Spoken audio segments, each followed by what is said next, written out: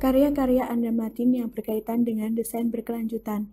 Video ini dibuat untuk memenuhi tugas mata kuliah desain berkelanjutan. Sebelum kita membahas karyanya, alangkah baiknya kita berkenalan dahulu. Siapa sih Anda Matin? Isanda Matin Ahmad atau bisa disebut Anda Matin adalah seorang arsitek Indonesia. Dia telah mendapatkan beberapa penghargaan. Ia mendirikan Anda Matin Arsitek pada tahun 1988. Anda Matin dikenal karena pendekatan arsitekturnya yang bersih dan modern. Karya Anda Matin terus menjadi cerminan kontemporer yang mengambil nilai-nilai tradisional yang bertumbuh pada konteks dan kepekaan terhadap lingkungan. Selain proyek arsitektural, Anda Matin juga merupakan salah satu pendiri arsitek muda Indonesia dan telah menjadi bagian dari kemajuan arsitektur Indonesia. Ia juga telah merilis buku-buku di bawah A publikasi yang membuka diskusi tentang arsitektur. Sering menjadi dosen di universitas, seminar, dan acara arsitektur baik di Indonesia maupun di acara internasional. Instalasi terbarunya yang berjudul Elevation telah dianugerahi Special Mention Award di Venice Biennale ke-16 untuk kesan tradisional dan gaya-gaya kontemporernya. Terinspirasi oleh kecintaannya yang besar pada perjalanan, Anda Matin terus mencari lebih banyak pengetahuan dan pengalaman untuk merayakan arsitektur Indonesia. Karya yang pertama, The IT Resident. The IT Resident terletak di daerah pinggiran kota Bogor, dibentuk sebagai ekspresi tenang, monolitik terhadap lingkungan yang subur. Rumah ini mencontohkan tampilan yang lebih alami dengan menggunakan bahan-bahan alami seperti beton berbentuk papan. Kediaman memiliki pandangan sudut ke arah situs dari tengah rumah.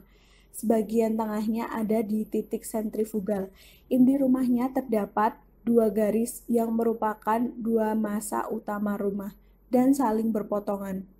Setiap ruang di antara masa digunakan sebagai pemandangan dari sekitar sudut rumah. Jadi sebenarnya ada pemandangan berbeda untuk setiap area pribadi rumah, termasuk kamar mandi, untuk menciptakan nuansa yang lebih terbuka dan alami, bahkan saat ada di dalamnya. Karya yang kedua, Sesat Agung. Sesat Agung adalah pusat komunitas budaya di Islamic Center Tulang Bawang Barat, Lampung.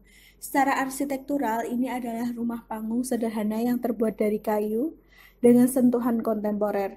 Ini memiliki perawatan massal kotak di bawah dan 9 atap pelana. Di langit-langitnya tertera nama 11 desa kuno di Tulang Bawang Barat yang ditulis dengan aksara Kangga.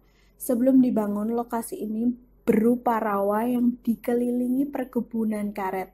Rawa tersebut kini telah diganti dengan kolam besar yang mengelilingi kedua bangunan tersebut, Masjid dan Sesat Agung.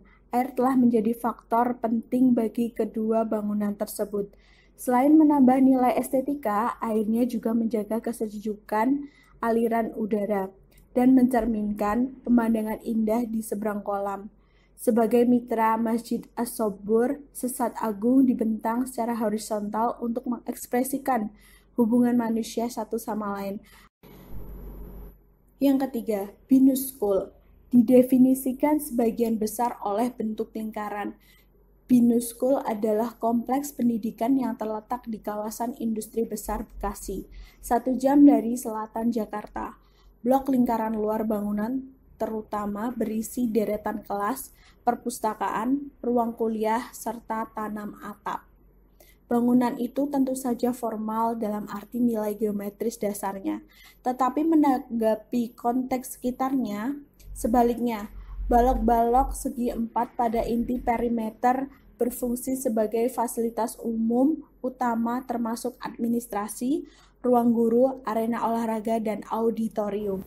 Susunan ruang kelas, bingkai, dan secara eksklusif menandakan masa inti, hanya terganggu oleh variasi penyeberangan dan aliran landscape yang dramatis. Di sisi lain, bangunan inti menandakan jantung universitas dan mencerminkan simbol persatuan antar unit kelas yang tersebar. Yang keempat, Rendo Park. Di ND, Soekarno menghabiskan 4 tahun di pengasingan, memikirkan rakyatnya dan pemikiran tentang Indonesia. Taman Rendo adalah tempat Presiden pertama Indonesia akan berkunjung dan mengumpulkan pemikirannya sambil menghadap ke laut. Desainnya menetapkan kembali taman sebagai ruang renungan dirancang di taman hijau yang rimbun dengan kolam. Tepat di atas kolam, Soekarno terlihat duduk diam, dipahat oleh Hanafi. Patung duduk mencoba untuk menciptakan citra yang kuat namun halus dari seorang pemimpin yang kuat yang bermeditasi dalam keheningan. Sifat komunal landscape dan anggukan atas kerendahan hati dan kedekatan presiden dengan rakyatnya yang secara halus menunjukkan karakternya yang kuat dan kehadirannya yang abadi.